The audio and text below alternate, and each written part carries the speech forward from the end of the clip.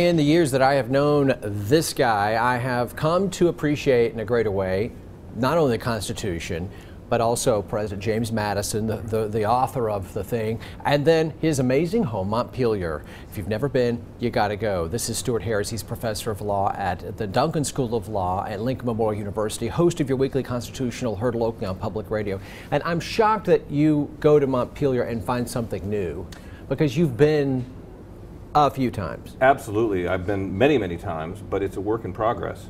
As you know, the DuPont family of chemical fame owned the property throughout most of the 20th century, and then it gave it to something called the Montpelier Foundation, but what they got was a great big pink house covered with stucco. That looked nothing like Madison's home. And nothing like it at all, and so they had to completely tear down about 2/3 of that, and then they spent years restoring it, and once they restored it, then they had to start putting furniture in it. Right. And it has changed so much just since the last time I took a house tour that I took another one this time, and then I spoke with Elizabeth Chu, who's in charge of all the museum activities at Montpelier, and she gave me an extensive update on everything that's happened there. It's just extraordinary.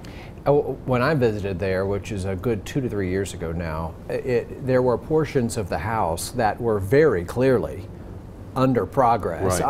under construction, mostly on the second floor. Right. How has that been restored? Almost all of it is finished, especially the second floor library, which is the very room in which Madison conceived of the Constitution and came up with his Virginia plan. Which you refer to as? The Holy of Holies. I actually was talking to the tour guide this time and I made that joke. I said, I feel like I have to genuflect. He said, well, some people do get down on their knees in this room and pray. I said, you're serious?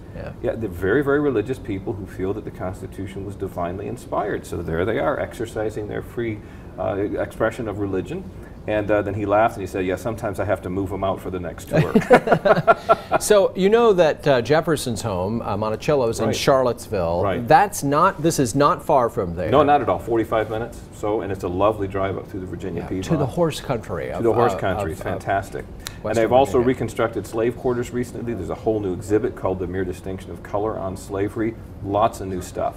You need to go back, Josh. I want to. Okay. You know, because if you're like me and you have kids, you're clamoring to get to Jamestown, you're clamoring to get to Washington, D.C., or to Williamsburg. This is definitely a must stop. And when you go, tell them you know Stuart. Yes. It'll get you in a few You'll places. get like a cup of coffee or something. Thrown in your face. Your weekly constitutional airs on Public Radio 89.5 FM. Seriously, Montpelier and this radio program are huge partners. And we invite you to listen in again Tuesday at 8, Sunday at 3 is the first broadcast. Stuart, thanks. Thank you, Josh.